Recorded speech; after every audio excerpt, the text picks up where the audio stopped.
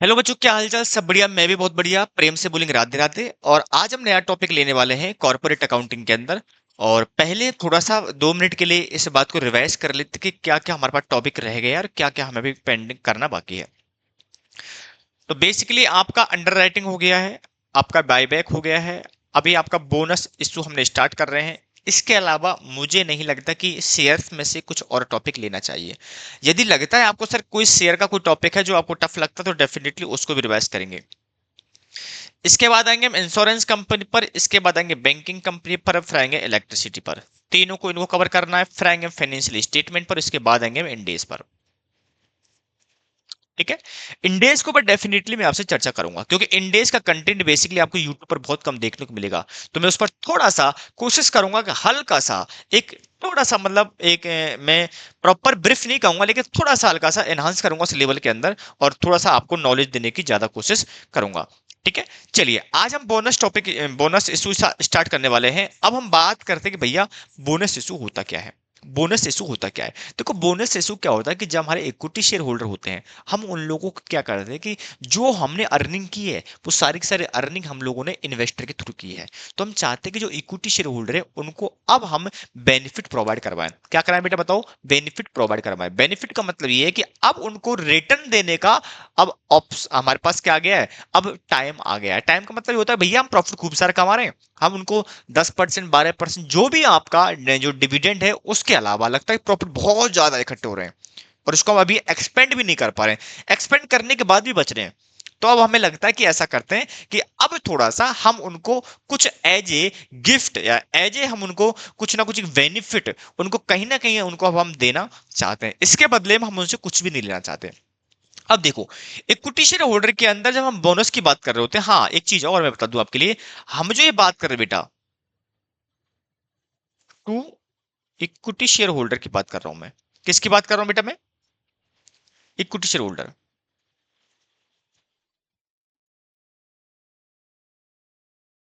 Equity share holder की बात कर रहा हूं मैं कि जो इक्विटी शेयर होल्डर को हम बोनस देंगे मैं उसी की बात कर रहा हूं। ठीक है, मैं और किसी की बात नहीं कर रहा हूं। चलेगा। अब क्या होता है इस केस के अंदर? इस केस के अंदर क्या होता है, आपको बोनस इशू के अंदर 3 फैक्टर को समझना होगा। पहले बताओ क्या? To existing equity share holder from out of free reserve, या मैं कहूं तो रिजर्व से पेमेंट करना है। और तीसरा पॉइंट फ्री ऑफ कॉस्ट। मैं क्या कहने की कोशिश कर रहा हूं कि जो मैं एग्जिस्टिंग इक्विटी शेयर होल्डर हैं उनको मैं बोनस दे रहा हूं, उनको कुछ ना कुछ बेनिफिट दे रहा हूं। उस बेनिफिट की खासियत यह है कि जो एग्जिस्ट कर रहे हैं at the time of the issue of the bonus share, जब मैं बोनस शेयर इशू कर रहा हूं उस केस के अंदर जो भी इक्विटी शेयर एग्जिस्ट कर रहा है उन सबको दिया जाएगा। दूसरा पॉइंट, ये पैसा कहां से लाऊंगा? मेरे पास बहुत सारे रिजर्व्स पड़े हुए हैं तो रिजर्व का यूटिलाइजेशन करूंगा। बात क्लियर है? तीसरा, इनसे बदले में कुछ भी नहीं लूंगा। कभी कभी क्या होता है, राइट इशू भी करते हैं। तो राइट इशू के अंदर भी बोनस का कंपोनेंट होता है। बोनस का कंपोनेंट का मतलब यह है कि ऐसा वाला वो वाला पार्ट जिसके बदले में कंपनी उसे कुछ भी नहीं ले रही है। जैसे 100 रुपए का शेयर है, हम उसको 50 रुपए में दे देते हैं तो 50 रुपए फ्री ऑफ कॉस्ट है। तो जो फ्री ऑफ कॉस्ट वाला जो कंपोनेंट है उसको वहां पर भी हम एज ए बोनस ही ट्रीट करते हैं। जब राइट इशू पढ़ोगे आप लोग, पढ़ा भी होगा आप लोगों ने, तो डेफिनेटली जो दो पार्ट करते हैं, कितना बताओ? उतने के बराबर जितने फ्री आए हैं वो अलग निकाल देते हैं और जिनके बदले में पेमेंट हम ले रहे हैं 50 रुपए ले रहे हैं, 50 का फ्री दे रहे हैं। 50 का जो आधा आधा पार्ट है, 50-50% जो पार्ट है, मान लो 5,000 हमने बोनस इशू किए थे या राइट इशू किए थे, तो 2500 हमारे पास किसके आ जाएंगे? बोनस के आ जाएंगे। 2500 हमारे पास राइट इशू के नाम से नॉर्मल इक्विटी इशू हो जाएगा। मेरी बात क्लियर है? तो मैं क्या कहने की कोशिश कर रहा हूं कि मैं उस बोनस की बात कर रहा हूं जो as a in form of equity share दिया जा रहा है। बोलो ना किसमें बेटा? इक्विटी। पैसा नहीं दे रहा मैं, कैश नहीं दे रहा यहां पर। मैं क्या दे रहा हूं? मैं इक्विटी शेयर होल्डर को और इक्विटी दे रहा हूं जिनके बदले में उसमें कुछ ले नहीं रहा हूं। बात कंसेप्ट क्लियर है? यानी कि टू इक्विटी शेयर होल्डर के लिए दे रहा हूं, उसमें मुझे कोई भी दिक्कत नहीं होनी चाहिए। चलिए अब देखो, तो 3 पॉइंट है मेरे पास। एक एग्जिस्टिंग इक्विटी शेयर होल्डर, जिस दिन जो एग्जिस्ट कर रहा है मैं उसी की बात कर रहा हूं। दूसरा, मैं रिजर्व में से पैसा निकाल के दूंगा, कैश नहीं दूंगा, और इनके बदले में इनसे कुछ भी नहीं लूंगा, पैसा बिल्कुल भी नहीं लूंगा। मेरी बात क्लियर है? अब समस्या ये आती है कि सर पैसा दे नहीं रहे हो, आप इक्विटी को दे रहे हो। पहला सवाल आता है कितना दोगे, दूसरा पैसा कहां से लाओगे, रिजर्व से रिजर्व कौन सा इस्तेमाल करोगे उसकी बात कर रहे हैं, और इसकी एंट्रियां क्या करोगे, इसकी मैं वन बाय वन करके बात करने वाला हूं। चलिए, तो फटाफट से मैं क्या बात कर रहा हूं, तो मैं देखिए क्या कर रहा हूँ। पॉइंट नंबर 1 में कुछ भी नहीं लिख रहा हूँ, सीधा सीधा लिख पा रहा हूँ। एलिजिबल, बताओ एलिजिबल कौन कौन है? Fully paid up, equity share capital, equity share capital. दूसरा कौन है बताओ? Partly paid up but first converted into fully paid up. यानी कि पार्टली पेड अप है तो फुल्ली पेड अप में कन्वर्ट करो पहले। और तीसरा, partly paid up, partly paid up up to paid up value, proportionate. जब मैं आपको आगे क्वेश्चन कराऊंगा जो स्टडी मेट में भी दे रखा है, और वो सबसे ज्यादा इंपॉर्टेंट भी मानता हूं मैं, वहां पर चीजें और भी हैं।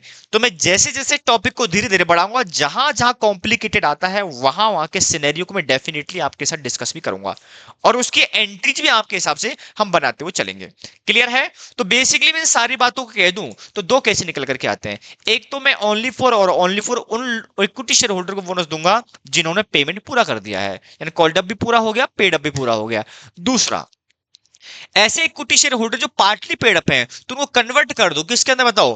फुल्ली पेड अप के अंदर। या फिर कंपनी ये भी अपने प्रपोजल में डाल सकती है, ये भी आर्टिकल के अंदर चेंज कर सकती है कि हम उन इक्विटी शेयर होल्डर को भी देंगे जिनका पार्टली पेड अप है, लेकिन उनके उतने हिस्से तक का प्रोपोर्शनेट दिया जाएगा जितना उन्होंने पेड कर दिया। क्योंकि आपको पता होना चाहिए इस बात के बारे में, क्योंकि कुछ लोग, दो तरीके के लोग बैठे, partly paid up, fully paid up है।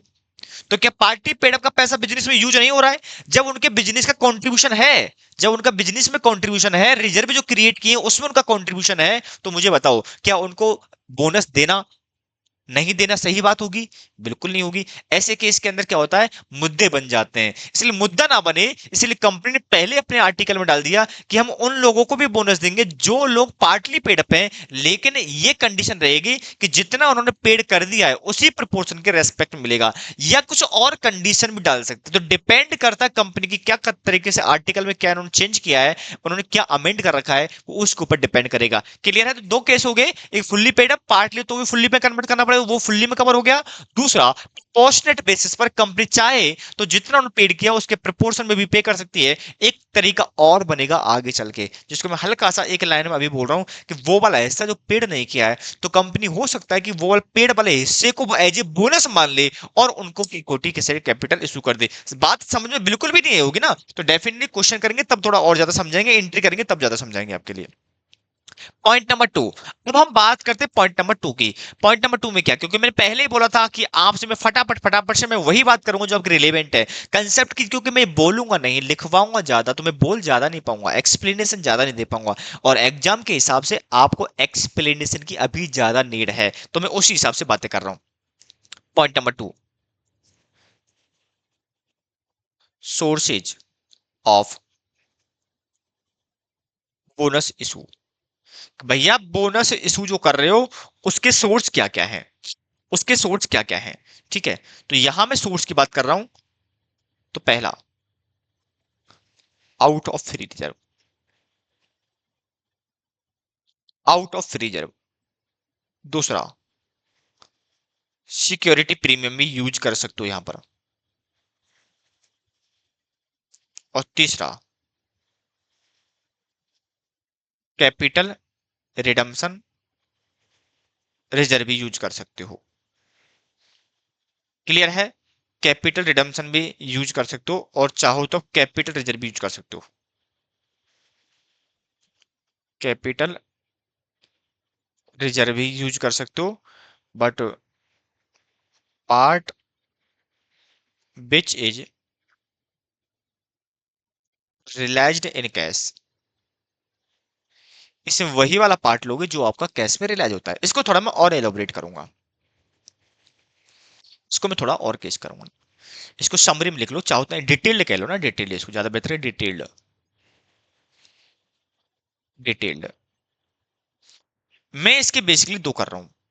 मैं यहां पर छोटा पार्ट बता, bonus issue out of, oh my God,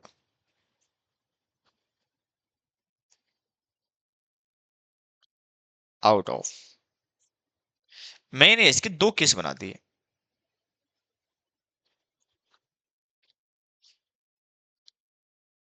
इसके मैंने दो केस बना दिए। In case of fully paid up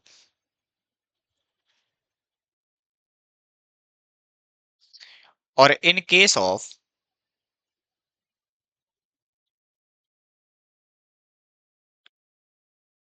partly paid up, दोनों के केस में यहां पर कंपनी एक्ट ने अलग अलग तरीके के प्रोविजन दिए हैं, क्योंकि ये वाला टॉपिक आपके इंपॉर्टेंट है, क्योंकि आप जब बात करोगे किसकी, जब एंट्री की बात करोगे तो ये सबसे ज्यादा इंपॉर्टेंट रोल निभाएगा। तो पूरे बोनस इशू के अंदर ये वाला जो मैं आपको जो कंसेप्ट लिखवा रहा हूं ये सबसे ज्यादा इंपॉर्टेंट होने वाला है। ठीक है, तो जब मैं बोनस इशू की बात कर रहा हूं, मैं कहां से पैसा लाऊंगा, तो उस केस के अंदर रिजर्व है।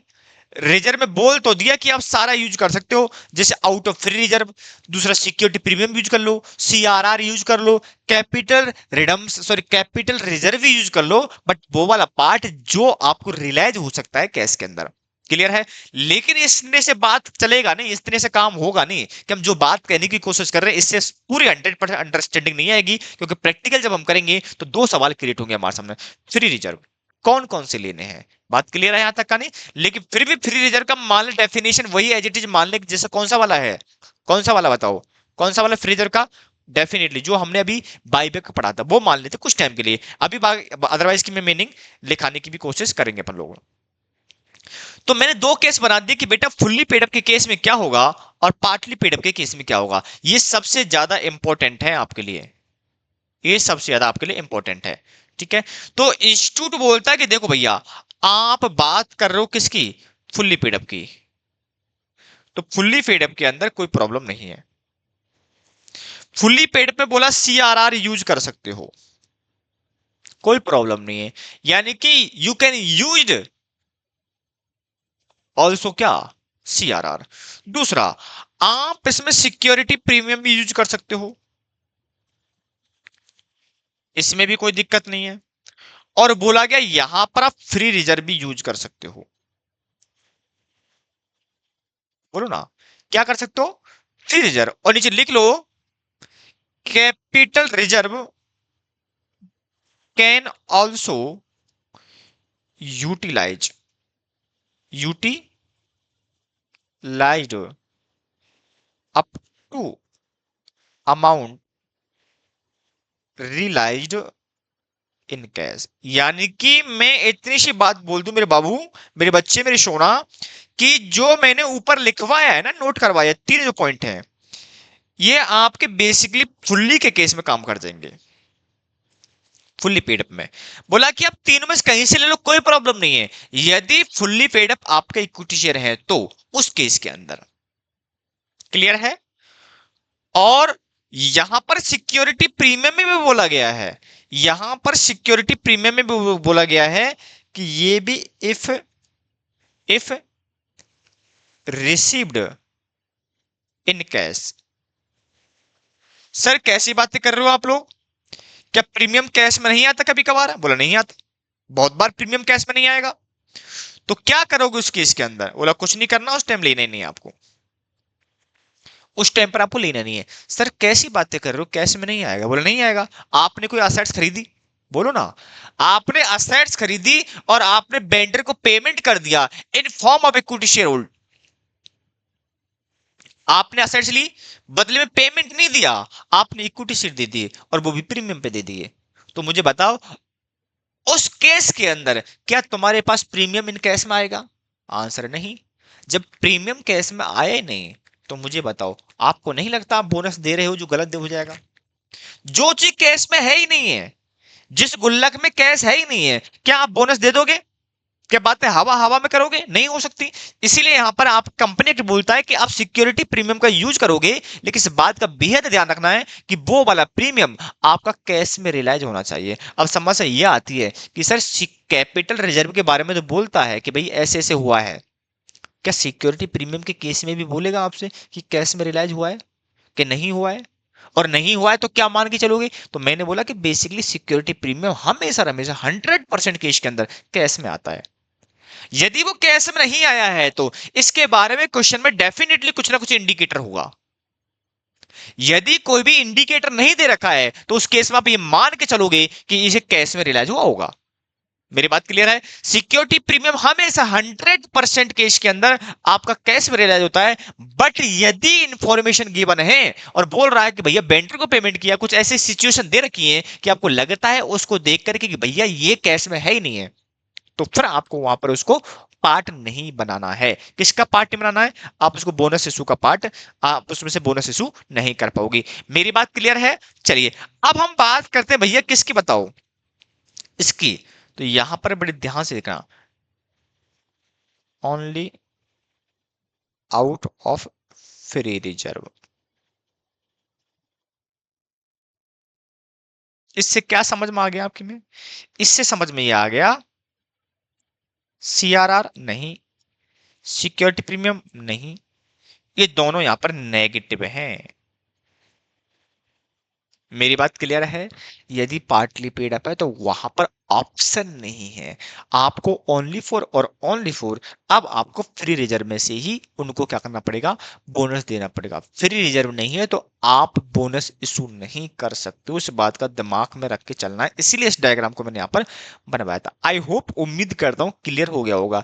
आप जब बोनस इशू करोगे तो सबसे पहले ये क्वेश्चन देखोगे कि पार्टली पेड अप का फुल्ली पेड अप का है। अब एक दिमाग में सवाल और झंझनाट मार रहा होगा, सर कैसी? बोला कि आपका पार्टली पेड था, आपने फुल्ली पेड बना दिया, तो सर अब ट्रीटमेंट कैसे करें पार्टली पेड कैसे? क्योंकि ओरिजिनल नेचर तो उसका क्या था, partly paid at the date of bonus issue. नहीं, अब आपने उसको फुल्ली पेड में कन्वर्ट कर दिया है।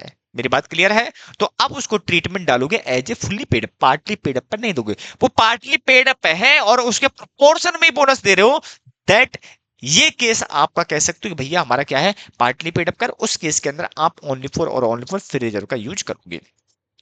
मेरी बात क्लियर है मेरे बच्चे? किसी को कोई दिमाग दिमाग में सवाल हो तो फटाफट से मुझे बता दो, कोई दिमाग में सवाल नहीं होना चाहिए। क्लियर है? फटाफट से नोट कर लो इसको और फिर हम चलते थोड़ा आगे, क्योंकि हमें कुछ लीगल कंप्लायंसेज की भी बात करनी है और कुछ हमने जनरल एंट्रीज की भी बात करनी है। ठीक है? आपके केस में बोनस है, बाईबैक है, ये सारी सारी सेम कंडीशन है। आर्टिकल में आपका क्या होना चाहिए बताओ? आपके आर्टिकल में ऑथोराइज होना चाहिए। दूसरा बताओ क्या बोलता है, आपके पास इसके लिए स्पेशल रेजुलेशन पास होने चाहिए। तीसरा बताओ क्या बोलता है, आपने किसी भी प्रकार का डिफॉल्ट ना किया हो in the payment of the क्या, जो डिपॉजिट्स हैं उन डिपॉजिट करना, तो पेमेंट ना, उन पर इंटरेस्ट के रेस्पेक्ट में कोई भी आपने डिफॉल्ट ना किया हो, तो ही आप क्या कर सकते हो, बोनस इशू कर सकते हो, अदरवाइज बोनस इशू नहीं कर पाओगे। ठीक है?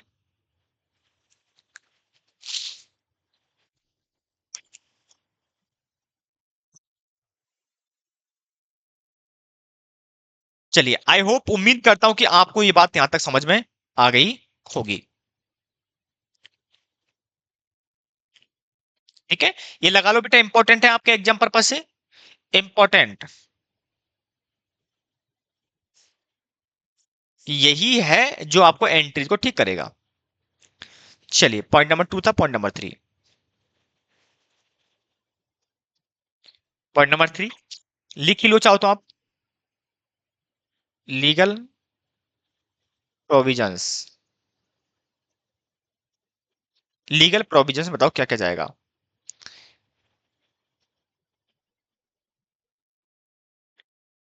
Bonus issue must be authorised from article, article. दूसरा, मस्ट बी। ऐसा मत करो।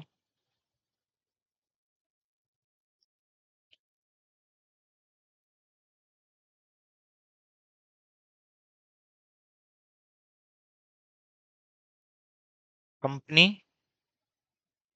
पास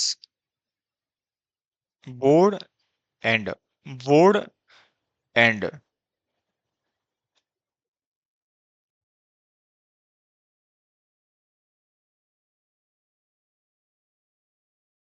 बोर्ड एंड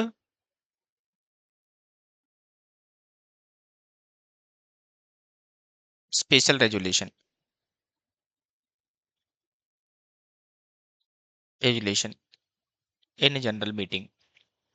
मतलब बोर्ड सारे डायरेक्टर भी एग्री होने चाहिए और शेयर होल्डर भी एग्री होनी चाहिए ना, दोनों चीजें इसके अंदर। और लगाया मैंने ऐसे एंड लगाया है। आपके लिए क्या होना चाहिए बताओ?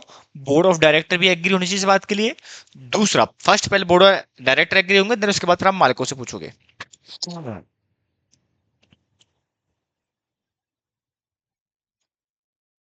Not default in payment of deposit and and interest thereon. आप किसी प्रकार का डिफॉल्ट नहीं होना चाहिए आपके पास ना। पॉइंट नंबर 4, सीधा मैं आऊंगा अकाउंटिंग पर। चीजें तो बहुत सारी है इसके अंदर। अकाउंटिंग ट्रीटमेंट, क्योंकि मैं थोड़ा सा फंडामेंटली बेसिकली एक छोटा सा क्वेश्चन भी इसके साथ आज कराना चाहूंगा। अकाउंटिंग ट्रीटमेंट, हम अकाउंटिंग ट्रीटमेंट की बात कर रहे हैं। अकाउंटिंग ट्रीटमेंट दो तरीके के होंगे यहाँ पर।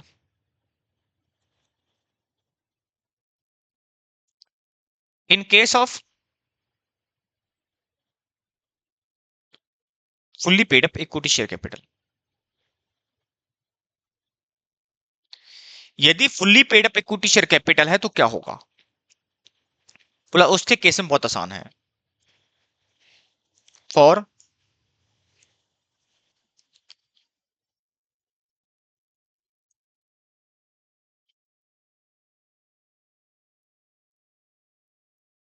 Bonus to equity share holder.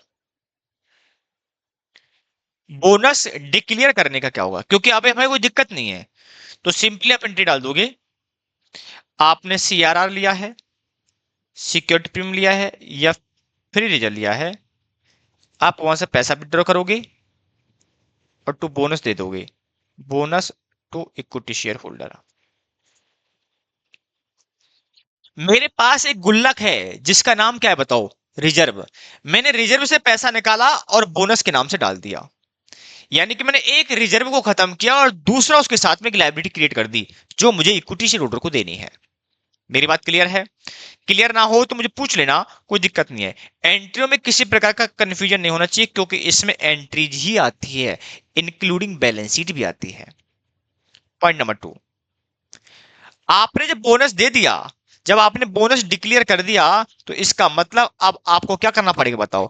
अब आपको बोनस क्या करना पड़ेगा? उनको देना पड़ेगा।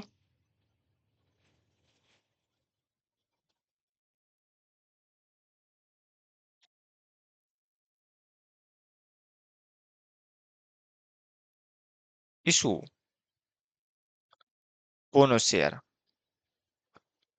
To equity share holder. अब बताओ हम क्या करेंगे? Bonus to equity share holder, account debit, और टू हम दे देंगे equity share capital.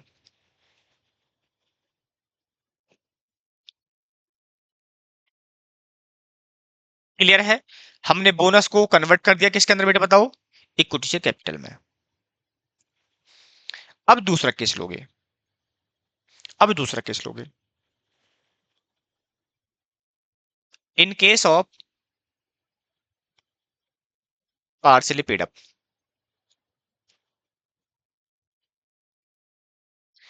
Partially paid up पर आपको पता है, यदि पार्सली पेड अप है तो पार्शियली पेड अप के अंदर दो सिचुएशन क्रिएट हो सकती है। पहली सिचुएशन तो ये हो सकती है कि आप उसको प्रोपोर्शनेट बेसिस पर दे रहे हो। प्रोपोर्शनेट का मतलब है कि जितना उन्होंने पेड कर दिया उसके प्रोपोर्शन बोनस दे रहे हो। दूसरा ये हो सकता है कि आप उनको पहले क्या कर लो, फुल्ली पेड अप बना डालो, और फुल्ली पेड अप बनाने के बाद फिर उनको बोनस दे दो, तो ऊपर वाला केस सेम क्रिएट हो जाएगा, एक एंट्री एक्स्ट्रा होगी बस। क्या?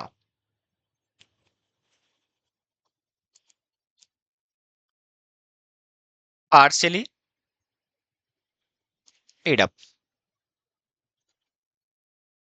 Converted into fully paid up. इसके लिए पहले बताओ क्या करोगे आप? पहले क्या करोगे? फॉर फाइनल कॉल, तो आप एंट्री करोगे equity share final call debit to equity share capital, और फिर आप एंट्री डालोगे bank account debit to equity share final call. ये बताओ क्या हो गया? मैंने कुछ नहीं किया, जितना दो, जैसे मान लो 10 रुपए का शेयर था, 10 रुपए का शेयर था, 8 कॉल्ड अप है, 8 ही पेड अप है। अभी 2 रुपए मांगा नहीं, नहीं उनको पे किया है, तो पहले आप 2 रुपए मांगोगे और फिर 2 रुपए रिसीव कर लोगे। अब आपका 10 रुपीज का शेयर 10 में कन्वर्ट हो गया। अब आप सेम ऊपर वाला स्ट्रक्चर डाल दोगे, जो ऊपर की एंट्री आना वो सेम वही डाल दोगे। फोर बोनस डिक्लेयर, और बताओ एंट्री क्या डालोगे? एंट्री वही होगी यहाँ पर आपके पास, बताओ। फिर रिजर्व अकाउंट डेबिट, आप सारे लेना, फिर रिजर्व केस में तीनों केस आते हैं ना, आप ये मत समझना एक ले रहा हूं मैं। To bonus to equity share holder, और बताओ फिर क्या होगी, बताओ। For issue bonus, bonus share, वही चीज होगी यहाँ पर, बताओ। Bonus to equity share holder account debit to equity share capital, equity share capital. Clear है? ये भी केस हो गया। अब तीसरा केस आता है हमारे सामने। तीसरा केस बताओ क्या आता है? तीसरा केस ये आता है भैया, partly paid up bonus issue, bonus issue. अब देखो, पार्टी पेड अप है तो कोई दिक्कत नहीं है, पार्टली पेड अप है, वो प्रोपोर्शनेटली दे रहा है। तो आप क्या करो, जो बोनस डिक्लेयर की बोनस इशू इशू करने शेयर की एंट्री है, आप उस प्रोपोर्शनेट पर निकाल लोगे, तो समस्या नहीं है। यहां पर ओनली फॉर कैलकुलेटिव आएगी, यहां पर ओनली फॉर कैलकुलेटिव इंपैक्ट आएगा, और एंट्रियां यही होंगी जैसे फुल्ली पेड अप है। मेरी बात को समझो, मैंने क्या बोला है। यदि पार्टली पेड अप का केस है, तो पार्टली पेड अप केस के अंदर दो सिचुएशन क्रिएट कर रहा हूं मैं यहां से, बताओ क्या। एक तो मान लो कि 10 रुपए का शेयर 8 पे कर रखा है, तो मैं 8 रुपए जो दिया है उस कैपिटल के प्रोपोर्शन में ही बोनस इशू निकाल लूं, तो वहां कैलकुलेशन चेंज हो जाएगी। ठीक है, और उस कैलकुलेशन के हिसाब से आप उनको बोनस इशू दे दोगे।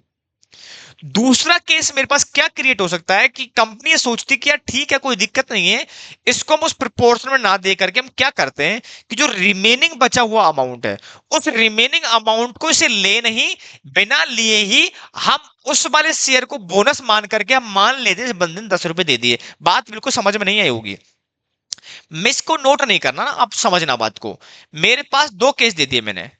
एक केस मैंने दिया मेरे बाबू, ये 10 रुपए का शेयर है, 8 पेड अप है, और 2 अभी अनपेड है। क्लियर है? कंपनी कह रही है कि इसी कैपिटल के रेशो में एक क्या निकालो, एक प्रोपोर्शनल निकालो, और उस प्रोपोर्शन के आधार पर बोनस इशू निकाल लो, बोनस शेयर निकाल लो, और आप उसको इशू कर दो। तो पहला काम तो खत्म हो गया। दूसरा केस ये बोल रहा है कि देखो हम क्या कह रहे हैं कि कोशिश कर रहे हैं, आपने 8 रुपए दे दिए, 2 नहीं दिए, तो मान लो ये 2 रुपए हम बोनस मान लेते हैं। बोलो बेटा, क्या बोनस मान लेते हैं, और हम अब आगे ये मान लेंगे जैसे 2 रुपए बोनस दे दिया, तो हम समझ लेंगे कि बंदे ने 10 रुपए दे दिए। तो उससे जो फ्यूचर में 2 रुपए मांगते, अब वो नहीं मांगे। इस केस के अंदर फ्यूचर में 2 रुपए अभी कंपनी मांगेगी, उसको देना भी पड़ेगा। लेकिन यहां पर आप अब आगे 2 रुपए नहीं मांगोगे, यही 2 रुपए कन्वर्ट कर दिए मैंने एज ए बोनस, और जब मैंने उसको एज ए बोनस दे दिया, तो अब उसको पैसा नहीं लाना है, अब वो घर से पैसा नहीं लाएगा। हम अब क्या करेंगे, उतना पैसा जितना वो घर से लाता, हम उतना पैसा कहां से डाल देंगे, रिजर्व में से उठा लेंगे। मेरी बात क्लियर है? बोलो, क्या समझ में आया है? क्या कहने की कोशिश कर रहा हूं कि भैया दो केस होंगे पार्टली पेड अप के अंदर। पहला एज ए प्रोपोर्शनेट, तो वहां कोई दिक्कत नहीं, कैलकुलेटिव प्रॉब्लम आएगी, आपको कैलकुलेट करना प्रोपोर्शन के आधार पर बोनस से और एंट्री डाल देनी है जो आपने डालते नॉर्मली। और दूसरा केस ये बनता है आपके सामने कि भैया आप क्या कर रहे हो कि आप प्रोपोर्शनेट नहीं दे रहे हो, आप ये सोच रहे हो कि यार 10 का शेयर था, 8 दे रखा, आप ऐसा कर लो 2 रुपए दे दो इसको। ये कब हो सकता है, जब आपने बोनस तो सिर्फ उतने के बराबर दिया हुआ हो। तो हमने क्या किया, 2 रुपए को हमने क्या किया, उससे मांगा नहीं, हमने बोला कि 2 रुपए तू देना मत, हम मान लेंगे कि तूने 10 रुपए दे दिए, तो हम अब जो 2 रुपए का गैप था उसको नहीं देना पड़ रहा है, विच चीज, ये बोनस, हम उसको बोनस मान लेंगे। मेरी बात समझ में आ रही है? यानी कि इसके it will treated as a bonus issue, हम उसको बोनस मान लेंगे 2 रुपए के बराबर का। अब कितने शेयर इशू करेंगे वो बाद में बात करेंगे, प्रोपोर्शनेटली कैलकुलेशन है वो, तो उसमें कोई दिक्कत नहीं है। बट मुझे बताओ फंडामेंटल समझ में आ गया क्या? क्या फंडामेंटल समझ में आ गया? यही है जो आपको थोड़ा प्रॉब्लम में डालेगा, और इसके अलावा कुछ नहीं है। डेफिनेटली क्वेश्चन कराऊंगा तो और आपकी बेहतर अंडरस्टैंडिंग आपके सामने आ जाएगी। इसके partly paid up bonus issue, issue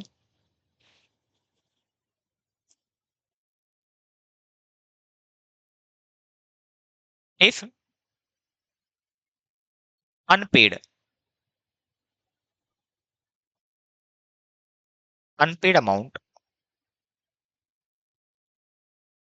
treated as a bonus, आप उससे पैसा नहीं मांग रहे हो, विदाउट डिमांडिंग ऑफ अमाउंट, आप उसे डिमांड नहीं कर रहे हो। अब यहां सिचुएशन देखो, एंट्री क्या बनेगी, आपकी एंट्री क्या बनेगी, आप देखो, आप यहां समझो, आप यदि ये पैसा उसे मांग रहे होते, एंट्री क्या करती, equity share final call account debit to, to बताओ क्या करोगे, टू क्या करते आप, टू करते क्या, आप अगर equity share capital,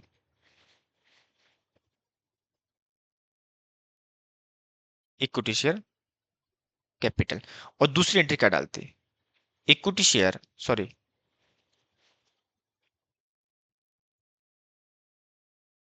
bank account debit, to कर देते क्या, इक्विटी शेयर फाइनल कॉल। बोलो ना बच्चा, बोलो ना, क्या कोई दिक्कत है? नहीं है। तो यहां पर क्वेश्चन बोलता है कि आप ऐसा कुछ मत करो, आप ऐसा कुछ मत करो, क्योंकि ये पैसा तो आएगा नहीं आपके पास। बोलो ना, क्या ये पैसा आएगा आपके पास? बिल्कुल नहीं आएगा। तो इस पैसे को कर दो, बोनस बना दो,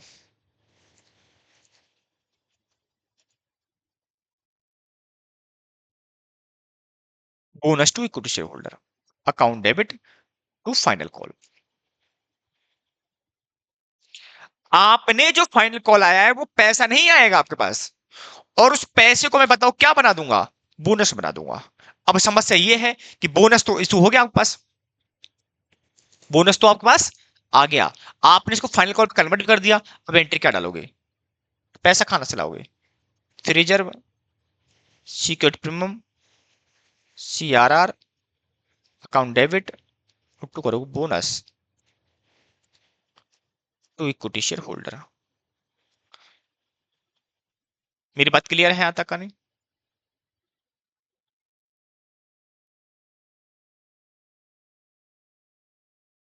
या इसको आप ऐसा ना करो, इसको ऐसा करो, थोड़ा ज्यादा लेंथी हो जाएगा ये थोड़ा ज्यादा लेंथी हो जाएगा, एक सेकंड को, इसको थोड़ा सा आप हल्का सा और समराइज करते हैं हम, थोड़ी एंट्री भी कॉम्प्लिकेट हो जाएंगे आपके लिए। ऐसा करो, पहले बोनस इशू कर लो, फिर reserve, CRR, security premium, account debit to bonus to equity share holder. इससे क्या होगा, आपको वही सेम फ्लो बना रहेगा, equity share holder.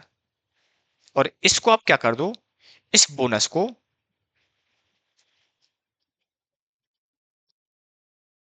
Equity share holder account debit, तो क्या कर लोगे, इक्विटी शेयर कैपिटल। सर इसमें नया क्या कर लिया आपने? आपने नया क्या कर लिया? नया तो कुछ नहीं किया हमने इसमें। नया तो हमने इसमें कुछ भी नहीं किया। आप इसको थोड़े अभी आप इसको होल्ड कर लो।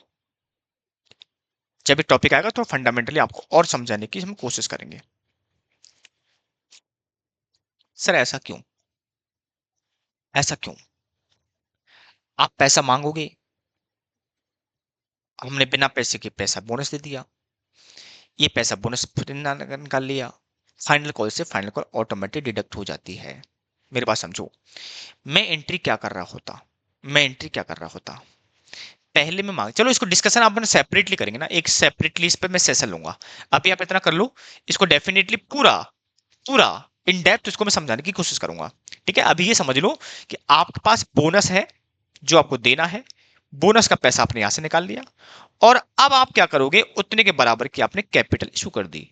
तो अब क्या होगा, उसका जो आपके rupees 10 paid up 8 paid up था, उसको अब आप फुल्ली पेड अप 10 पे मान लोगे। उतने के बराबर की आपने कैपिटल बढ़ा डाली उसकी। क्लियर है? आपको इसको डिटेल में डेफिनेटली जो नेक्स्ट लेक्चर लूंगा, तो पहले आधे घंटा में इसी को डिबोट करूंगा। ठीक है ना? जितना टाइम हो सकता है कोशिश हमें करनी है, और कोशिश करेंगे कि इसको एग्जाम्पल के थ्रू समझाएं। ठीक है, एक क्वेश्चन है आपके सामने, लेकिन एक डमी एग्जाम्पल बनाएंगे, और उसके हिसाब से पूरा जितने दोनों केस जो बनेंगे हमारे पास, दोनों जो केस बनेंगे उसकी डेफिनेटली चर्चा करेंगे। ठीक है, अभी इतना समझ लो या लिख लो, detailed discussion to be later. हम इस पर डिस्कशन करेंगे, डेफिनेटली डिस्कशन करेंगे, क्योंकि थोड़ा सा आपका कंफ्यूजन यहीं पर क्रिएट होने वाला है।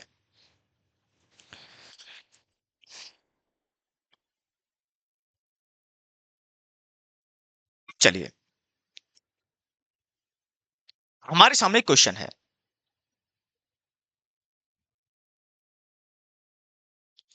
एक क्वेश्चन है, देखो क्वेश्चन क्या बोलता है।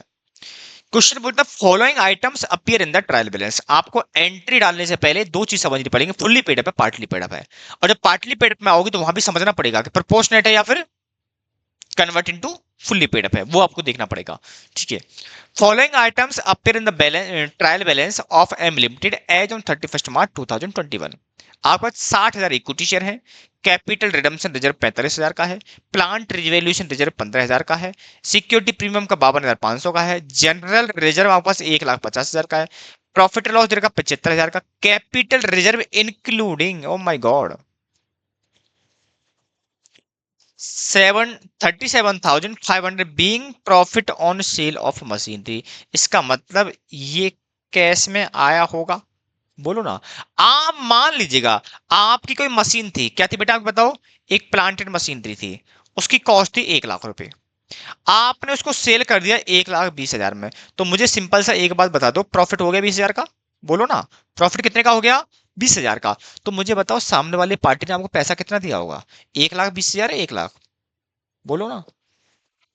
तो 1,20, तो इसका मतलब 20,000 कैश में आया होगा, बोलो। हाँ है ना? हाँ, तो इसका मतलब जब आपने प्रॉफिट में बेचा है, तो प्रॉफिट आपका पैसा कैश में आया होगा, बोलो हाँ है ना? तो इसका मतलब कैश में रिलायज वाला पार्ट है। आगे लिखा हुआ है the company decided to issue bonus. बोलो क्या करे बेटे company? Bonus share to share holder at the rate 1 shares of every 4 shares. बोल रहा है भैया 1/4 का प्रोपोर्शन दे डाला, rate of 1 share for every 4 equity share. ठीक है, तो फटाफट फटाफट से हम यहां पर आएंगे और चीजों को थोड़ा समझने की कोशिश करेंगे। मैं फटाफट से ले रहा हूं क्वेश्चन नंबर 1। टेंशन ना लो, आपको एक एक चीज को जहां पर जो सिचुएशन बनेगी डेफिनेटली सबको चर्चा का विषय बनेंगे अपन।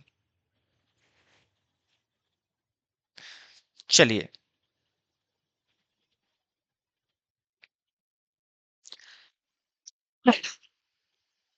Working note number 1, calculation of number of bonus issue या बोनस शेयर। बताओ मेरे बच्चे, बोल रहा 1/4 का रेशो रहेगा, तो शेयर कितने बताओ? 60,000। 4 के बदले में 1 दूंगा, तो बताओ कितने आ गए मेरे पास? 60,000 डिवाइड बाई 4, 15,000 ना।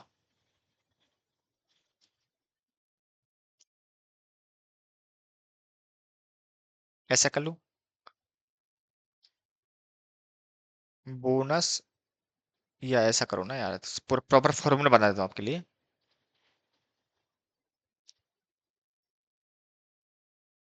Available equity share multiply by bonus ratio. तो मुझे बताओ कितना है मेरे बच्चे, 60,000 का, और रेशो है 1/4 का, तो 15,000 शेयर्स एज ए बोनस दे रहा है। वर्किंग नोट नंबर 2,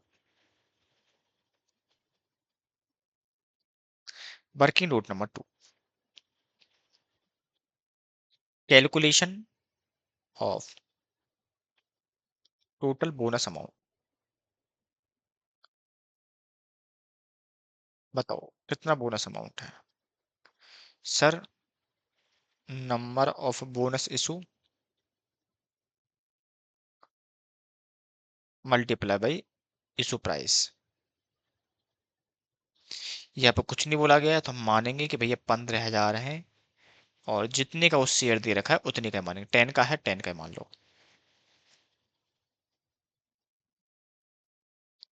1.5 लाख का। अब आपको 1.5 लाख का इंतजाम भी करना है। पहले देखो फुल्ली पेड अप है, partly paid, fully paid up है तो पैसा सब जगह से ले सकते हो आप लोग। तो चलिए,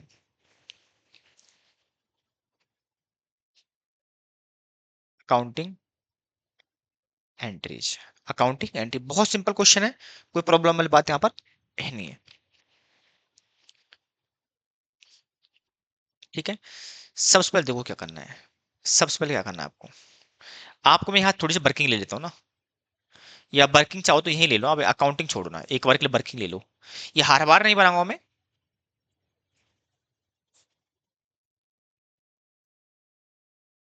अरेंजमेंट ऑफ फंड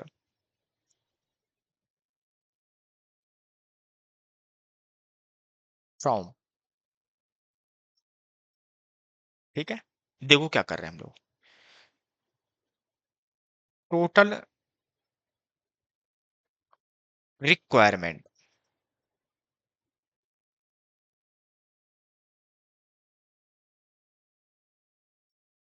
बताओ मेरे बच्चे कितना, 1.5 लाख चाहिए हमें, लेस। सबसे पहले हम लेंगे CRR, फिर लेंगे हम सिक्योरिटी प्रीमियम, और फिर लेंगे फ्री रिजर्व। क्लियर है। सर हम पहले फ्री रिजर्व क्यों नहीं लेना चाहते, बोला इसके पीछे सिंपल सा लॉजिक है मेरे बाबू।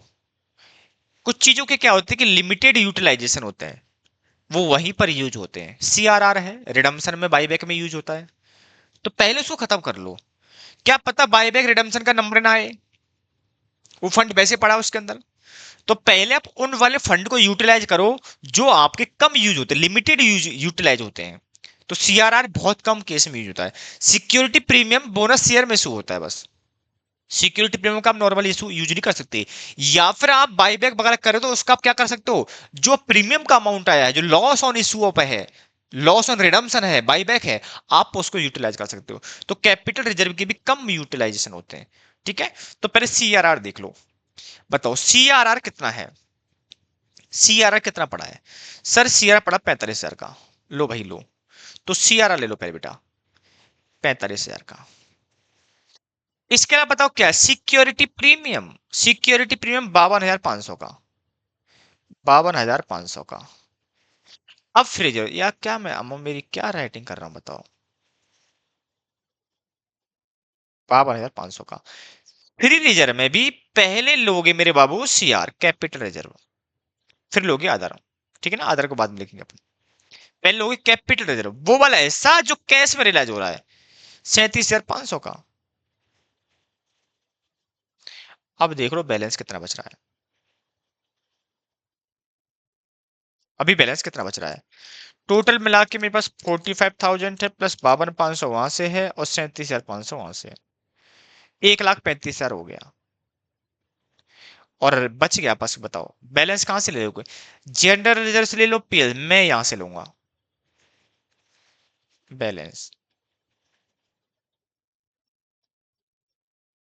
बिल, मेरी बात क्लियर है, ये समझ में आ गया होगा। अब आप इससे एंट्री डाल लो।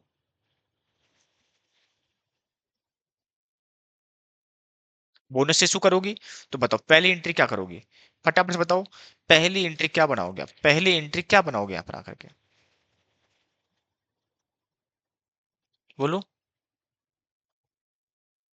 कहाँ कहाँ से पैसा लिया है, CRR account debit, security premium account debit, इसके अलावा कहाँ से लिया बताओ, कैपिटल रिजर्व अकाउंट डेबिट, कहाँ से लिया, जनरल रिजर्व अकाउंट डेबिट, तो क्या कर दिया है, bonus to equity share holder.